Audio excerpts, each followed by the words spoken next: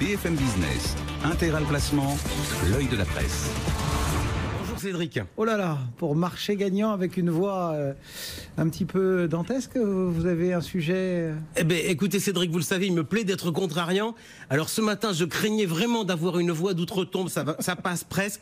Donc au lieu de disserter sur l'assurance d'essai, je vous propose de parler d'assurance vie. Bon, mais tout n'a pas déjà été dit sur l'assurance vie, Jean-François. Ah ben, je sais pas, moi je vous laisserai juge. Et puis pourquoi moi j'aurais pas le droit de radoter? Est-ce que les autorités s'en privent?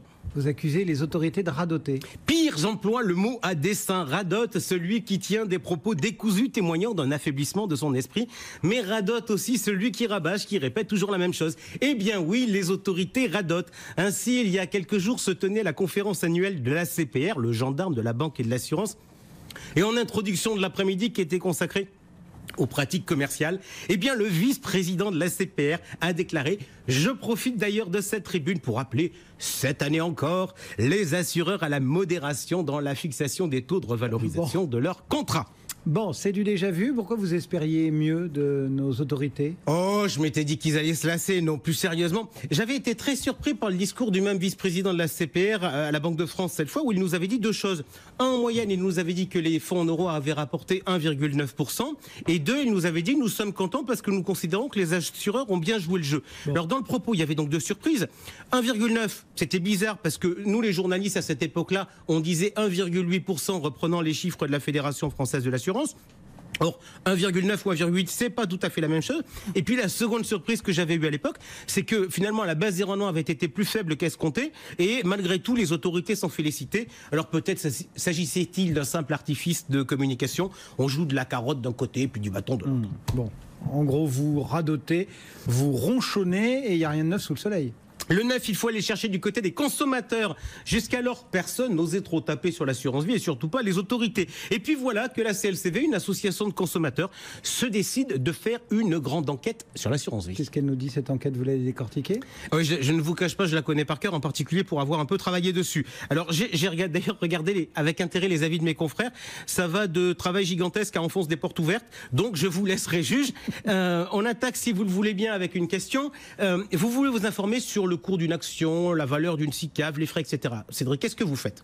On va sur Internet, on regarde, je sais pas, chez TradingSat, pour citer un excellent site, ou chez Morningstar ou Cantalis. Ok, et si vous vous intéressez à un contrat d'assurance vie, vous faites quoi? Là, c'est une colle. Si vous pensez que vous pouvez faire la même chose pour le contrat d'assurance vie que pour votre SICAV et votre contrat d'assurance vie et de votre action, vous allez être déçu. Pourquoi? Parce qu'il y a très peu d'informations publiques sur l'assurance vie.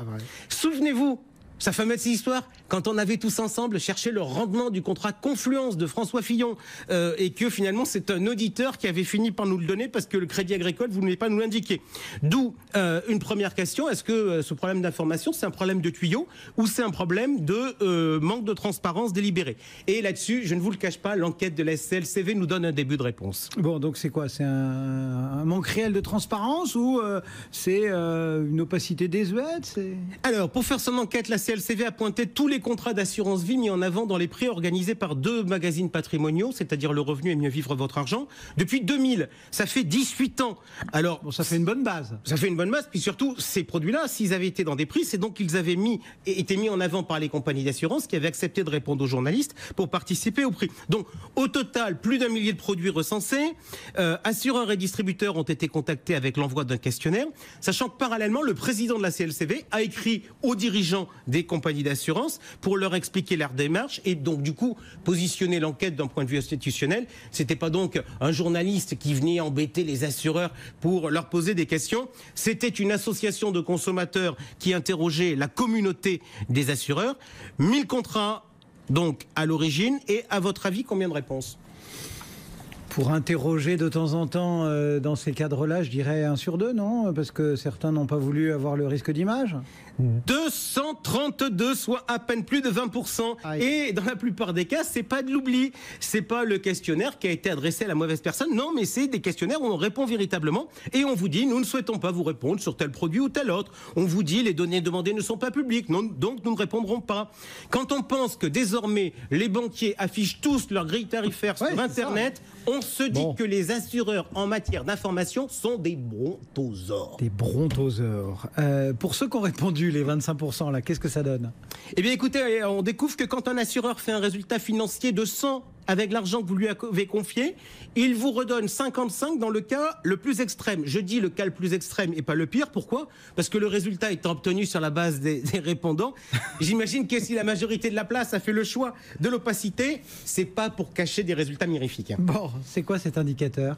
Alors, lorsque vous investissez sur le fonds en euros, votre argent il est mis dans un portefeuille et il est géré par l'assureur. On est d'accord là-dessus? Ouais. Et ce portefeuille dégage un rendement financier. Si on est donc là-dessus, ce rendement financier, c'est dans les comptes de l'assureur. Vous, sur votre contrat, on vous sert un taux annuel. Ce taux dont je ne cesse de dire ici qu'il ne se constate pas, mais qu'il se fabrique. Ou qu'il se décrète. Exactement. Voilà. Donc d'un côté, vous avez le rendement. Je connais mon fiatre un peu. D'un côté, vous avez le rendement de l'actif. De l'autre, vous avez le taux qui est servi au client. Et bien, vous faites un ratio et vous obtenez ce que la CLCV appelle le taux de redistribution. L'occasion de constater qu'il varie de 55 à 107%. À 107%. Ça veut dire qu'il y en a qui donnent plus que ce qu'ils ont gagné. Eh bien oui, les soldes dans la vraie vie, ça existe, mais en général, c'est le commerçant qui baisse la marge. Eh bien, en assurance vie, vous pouvez faire une promotion sur un contrat, sauf que c'est beaucoup plus sympathique parce que vous le faites payer par d'autres assurés. C'est intéressant de regarder la différence de taux de redistribution selon les établissements. Tiens, on va prendre un établissement grand public, la Banque Postale. Eh bien, la Banque Postale, le contrat Cachemire a un taux de redistribution de 87%, quand le vieux GMO, qui lui n'est plus commercialisé, n'a plus que 71%. Bon, donc il y en a qui payent, enfin les uns payent pour les autres. Oui, et deuxième constat important, c'est les différences de performance. Ça donne quoi justement? Alors, il y a à peu près autant d'écart que ce que l'on voit dans la gestion collective entre les gérants. Sur 8 ans, l'actif de la MIF affiche une performance de 33,89%, quand celui de la caisse d'épargne, qui est piloté par la CNP, est à 27,3%. Rendez-vous compte, 17 points d'écart, c'est colossal. Et là, je regarde simplement la performance des actifs des assureurs. Je ne vous parle pas encore de redistribution. Le prisme de la redistribution, il est passionnant lui aussi. La MIF, je vous disais, 43,89% de performance sur le portefeuille sur 8 ans. Et un taux de redistribution identique sur tous les clients à 78,13%. Le groupe Prévoir, lui, il affiche sur son actif un rendement de portefeuille de 43,43%. On est à touche-touche avec la MIF. La seule différence, c'est que les taux de redistribution au groupe Prévoir, ils varient selon les contrats et il est environ 10 fois plus faible. Ouais. Mieux valait donc être client du premier que du second. On n'en parle quasiment jamais pourtant de ce taux de distribution. Non, et là-dessus, c'est une vraie question. Voyez-vous, moi, je pense que l'épargnant, pour pouvoir comparer, il faut qu'il se pose des questions simples. Je veux investir, j'aurais envie en fait d'avoir les réponses à 2 questions. Question numéro 1. Cet assureur est-il un bon gestionnaire? Quid de ses performances passées? Question numéro 2. Combien l'assureur va-t-il me reverser sur les gains réalisés? Franchement, vous, en tant qu'épargnant, vous n'avez pas envie de vous poser ces questions-là? Si, parce que c'est des questions de bon sens et elles ne sont pas accessibles. Eh bien, voyez-vous, personne à ce jour, aucun épargnant ne peut avoir véritablement la réponse. Dans quel actif est logé tel ou tel contrat? Impossible à savoir pour l'épargnant lambda. Combien a rapporté cet actif? Il faut se battre pour avoir l'information et encore, l'assureur n'est pas disposé toujours à la donner. Quelle sera la part redistribuée? Franchement, au petit bonheur de la chance. Alors, avis au vice-président de la CPR, c'est bien de radoter pour dire qu'il faut baisser les taux de rendement sur les contrats d'assurance vie.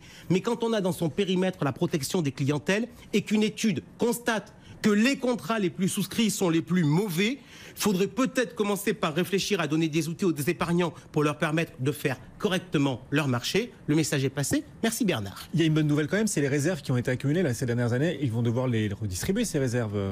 Ils sont obligés ou pas, les assureurs? Oui, ils sont obligés de les redistribuer dans les 8 ans. Mais vous savez très bien que quand on est obligé de redistribuer des réserves dans les 8 ans, en pratique, on les refile jamais. Puisque si vous passez votre temps à augmenter les réserves, par définition, les adhérents meurent.